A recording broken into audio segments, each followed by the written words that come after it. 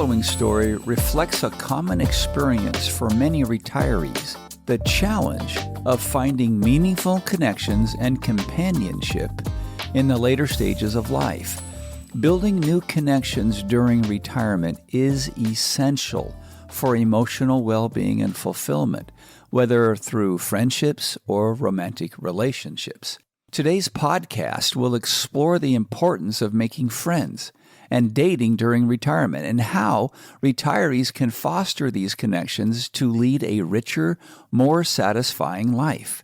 Margaret had always imagined retirement as a peaceful time, a time to garden, read her favorite novels, and enjoy quiet mornings with her cup of tea. But now, 6 months after her retirement party, the silence in her house was deafening. It felt less like peace and more like loneliness. Her husband, George, had passed away 4 years earlier, and while she had her children and grandchildren nearby, still something was missing. The days seemed to stretch out too long, and the nights felt even longer. Welcome to my podcast on How Not to Retire, a psychological approach to retiring healthy and wealthy. Episode 26, Making Friends and Dating. Greetings, I'm your host, Dr. Richard Himmer. Now, back to our story about Margaret. One Friday afternoon, as she sat on her porch watching the sun dip below the horizon, her neighbor Ellen waved from across the street. Ellen's a sprightly woman, and she always had this infectious laugh. And she had retired a year earlier, and by all accounts seemed to be thriving. She was always on the go, off to book club meetings, luncheons with friends, or weekend trips to the coast. Margaret couldn't help but wonder how Ellen had managed to fill her days with such joy. She yells across the street, Ellen does, "You should come with me to the community center next week. They're starting a new gardening club, and I know how much you love your roses." Well, that really got Margaret thinking. She hesitated. The idea of walking into a room full of strangers made her nervous. But something about Ellen's warm smile and the thought of sharing her love for gardening kind of nudged her to say, "Okay, I'll go." The following Wednesday, Margaret found herself standing in the doorway of the community center, clutching her gardening gloves like a lifeline. Inside, a group of retirees gathered, laughing as they swapped stories and tips about their favorite plants. Ellen waved over to her, introducing Margaret as if they'd been friends forever. As the weeks passed, Margaret found herself not only enjoying the club, but also looking forward to it. She began striking up conversations with other members, exchanging more than just gardening advice. Before long, she was meeting up with a few of them for coffee after their meetings. They shared their retirement experiences, joys, and struggles with the same transition Margaret had been facing. One afternoon, while discussing their latest gardening project, a fellow member, Robert, mentioned his recent trip to a local arboretum. Robert had a kind smile, and Margaret laughed more than she had in months as they talked. By the end of the meeting, they had plans to visit the arboretum together the following weekend. Margaret had never imagined that she'd be making new friends in her 60s, let alone finding someone she might like to spend more time with. But as she walked home that afternoon, she realized that retirement wasn't the end of her social life. It was a new beginning. Retirement is often seen as a time of relaxation and reward after decades of hard work. I've probably said that line 26 times. However, as many retirees quickly discover, it can also be a time of significant adjustment, especially when it comes to relationships. After spending years in a structured work environment with regular social interactions and routines, retirement can leave many feeling somewhat isolated, even disconnected. The sudden shift can affect not only established relationships like marriages, but also the ability to form new friendships, or for some, such as Margaret, re-entering the dating world. Today, we're going to explore the importance of making friends and, when needed, dating during retirement. Drawing on insights from our previous podcast episodes on conditions of satisfaction and rules of engagement, we'll discuss why these principles are essential for building new, meaningful relationships in the later stages of life. Whether you're navigating the complexities of long-term relationships or seeking to form new ones, understanding how to foster healthy connections is key to a fulfilling retirement. Now, I'm going to go off on a side tangent just for a second. What I'm going to share with you in the next 15 minutes or so is also applicable with your children and your grandchildren. It is identical. These are principles. So, we're going to address in the next segment just the importance of social connections in retirement. As mentioned earlier, as humans, we're inherently social creatures. From infancy to our golden years, we thrive on connection, companionship, and shared experiences. Research has consistently shown that strong social relationships are vital to well-being. In 2010, there's a landmark study that we've chatted about. It revealed that those with robust social connections live longer, have a better immune system, enjoy better mental and physical health. This becomes even more apparent in retirement, which can oftentimes lead to isolation if we're not proactive about maintaining these relationships or fostering new ones. So during our working years, social interactions were built into the daily routine. It came with the program. We connected with colleagues, clients, and even acquaintances through various activities that work brought about. However, many of those built-in social networks fade away when we step away from our professional lives. For retired individuals, the challenge becomes finding new ways to establish and maintain meaningful relationships. Now, if you're not retired at this point in time, start considering what that's going to look like. By pre-planning, you don't need to dip off. You don't need to feel that loneliness. And this is where the concept of deliberate practice comes into play, which we discussed in the Conditions of Satisfaction podcast. Forming and maintaining relationships in retirement requires intentional effort, and so does the planning part of it, which I just mentioned a few minutes ago, which means we make a conscious decision to reach out, connect, and nurture bonds with others. It doesn't matter if it's through hobbies or volunteering or a community involvement. It's critical that we take these active steps to build the connections. Making new friends in later life, to some, is going to feel a bit daunting, but it's far from impossible. Many retirees find that they have more opportunities to meet new people because they now have the time and freedom to engage in activities that are of interest to them. So a quick note about if you're the one who goes, well, I'm an introvert, so that's not so easy. Well, frankly, you're hiding. It's hogwash. An introvert simply means you're going to rejuvenate, get your energy back without large groups, but you're still hardwired to connect.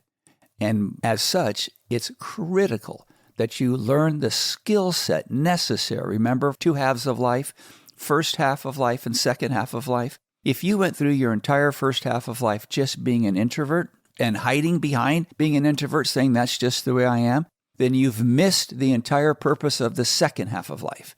Second half of life is designed to learn the skills to take being introverted and learning that it's to rejuvenate, not to hide. Okay, sorry about the little tangent there. So let me get back to where I was going. However, back to where I was before, building meaningful relationships requires more than just proximity or shared activities or even shared space. It involves establishing mutual trust and respect, shared values, principles that align with what we call rules of engagement. So as a reminder, the first rule or principle in the rules of engagement is the need to create safe space for others, both emotionally, spiritually, and physically. This is especially critical when forming new friendships. What that means is the tendency for many of us to be very sarcastic, or for many of us to relate to everything being said. While it may work with established friends where you know each other real well, It's a blind spot if you try to do that with new people. They're not going to really appreciate the fact that you're always trying to one-up them with the relating, or that your sarcasm is coming out. Again, that might work with people you've known for 40 or 50 years. But when you're meeting people who are brand new to your mentality, to your thought process, to your personality, the rules of engagement become critical.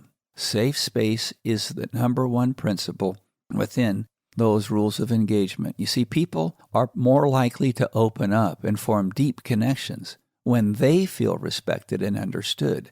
And then the second principle is listening empathetically, without judgment or bias. This is key. You want to know what's going on in their world through their eyes.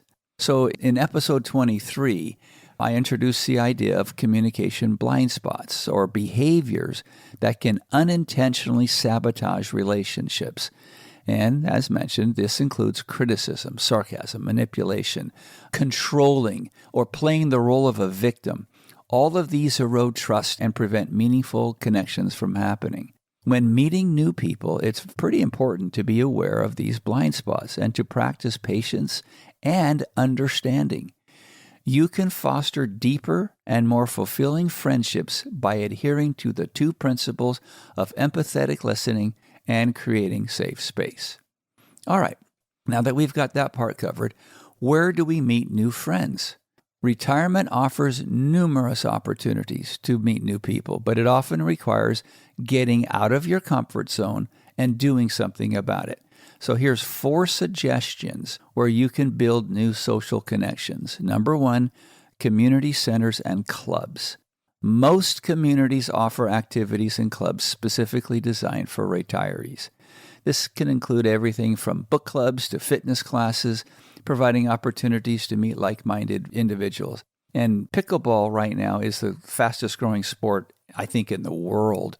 So if you enjoy active lifestyle, if you've played tennis or ping pong or anything, and you have minimal eye-hand coordination, you're going to find a lot of friends playing pickleball. Number 2, volunteering. Giving back to the community is not only fulfilling, but it's also a great way to meet people who share similar values.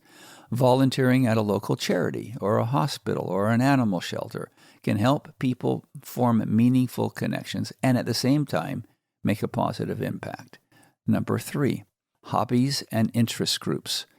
Retirement is a perfect time to get back into the hobbies that you probably put on hold during working years and raising the children. Whether it's gardening, painting, sports, golf, as mentioned, pickleball, it doesn't matter what it is. Maybe you want to learn to play a musical instrument. Join a group focused on that shared interest, and then inevitably you're going to meet like-minded people that you're going to enjoy their company. And then number 4, online communities. Now, this is new for us. If you're a boomer like me, it's new. This digital age has made it easier than ever to meet people from all walks of life. Online forums, social media groups, and virtual meetups offer us the chance to connect with others who share our same interest. Now, I've never had to do that, and I know many of my clients have used dating apps or communities like that to meet other people. So let's transition into what is it like to date at this stage in our lives. So for many retirees, dating can seem rather intimidating, especially if it's been years or even decades since you last dated. So whether it's due to divorce, the loss of a spouse, or simply a desire for companionship, dating can be a very fulfilling and exciting part of your retirement life. But just like making friends, dating in retirement requires an adherence to the principles of the rules of engagement, behavior-based, and conditions of satisfaction, results-based. A key component of effective dating, however, is the sequence. Always begin with a foundation built on mutual trust and respect. Emotional relationships precede physical relationships. And emotional intimacy means, by definition, that the space is emotionally, spiritually, and physically safe for both parties. From there, the growth can be exponential. Healthy relationships are built on shared values, clear communication, and mutual trust and respect. going into the process, as we've mentioned earlier, it's critical to have your conditions of satisfaction, meaning the specific outcomes, already outlined. What does it look like to have a friend? What are the conditions of satisfaction for a friendship? What are the conditions of satisfaction to date someone, to have a boyfriend, a girlfriend, or perhaps a new spouse? If you know those in advance, it makes the dating process infinitely easier. What do you want that relationship to be like? So the analogy I give with my clients is when you're dating again or you want to make new friends, so let's pretend you're buying a car, and what you want to buy is a 4-door blue sedan. That's what you want. That's your condition of satisfaction. And you want it to be an automatic. And yet you go to the car dealership and the car salesman gives you an opportunity to drive a 2-door, hot red, 4-on-the-floor car. Do you see how easy that is? That's not a condition of satisfaction. It might be nice, it might be great, it might be fast, and maybe I can afford it, maybe I can't, but it's not a blue car with 4 doors and it's not an automatic. That's what conditions of satisfaction do to you. When you've already established what you want in life based upon principles, based upon your experiences, it's much easier to make friends who will stay friends. You won't have these expectations unmet and therefore create frustration. It gives you the highest probability of success when you already have your conditions of satisfaction done. Now keep in mind, that must be supported by principle-based behavior of safe space and empathetic listening. Let me give you just an example here. One retiree might be looking for just a casual companion to travel with. The other one might be looking for a serious romantic relationship. Those two conditions don't meet, right? So by discussing the expectations up front, you'll know whether or not we're going to test drive the car. Both individuals can avoid the misunderstandings to ensure their needs are met. It might be that you both agree this isn't going to work, or it might be that one of you want to change that. It depends. That's why you talk about it. Clear conditions up front provide a roadmap for navigating the complexities of dating, and they help you avoid uncomfortable situations. So, as we know, dating later in life comes with its own unique set of challenges. I, for one, cannot fathom or imagine what I would have to go through, what it would be like to have to date again. That's very uncomfortable for me just to think about it. Now, do I have the skill set to do it? I think so, but I just don't want to go there. But you see, that's what makes it so unique. I don't know that I have a choice. If my wife were to suddenly pass away, I'm going to be introduced into a unique situation where I might need to make new friends and I might need to start the dating process again, depending on certain factors. This is where my rules of engagement come in play. When I was earlier, I didn't carry some of the experiences and the emotional baggage from past relationships that I would now into my 60s. When I have my rules of engagement at play, it doesn't matter because they're principle-based.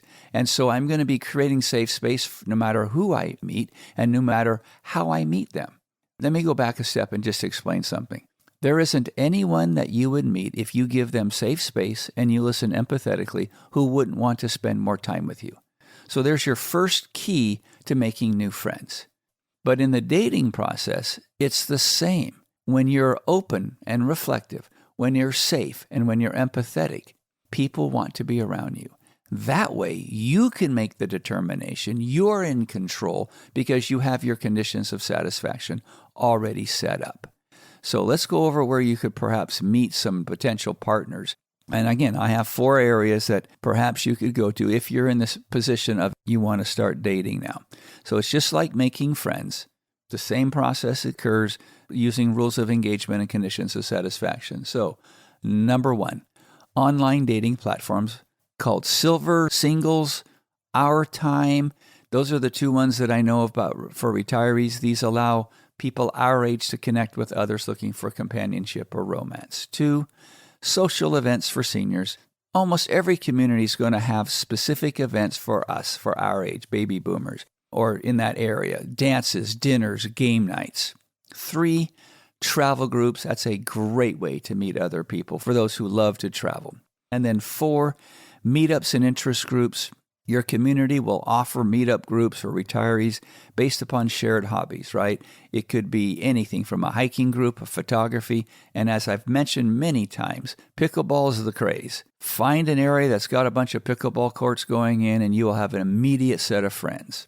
So whether you're building friendships or dating, the principles of rules of engagement and conditions of satisfaction are your new tools, your second half of life tools or your bonus half of life.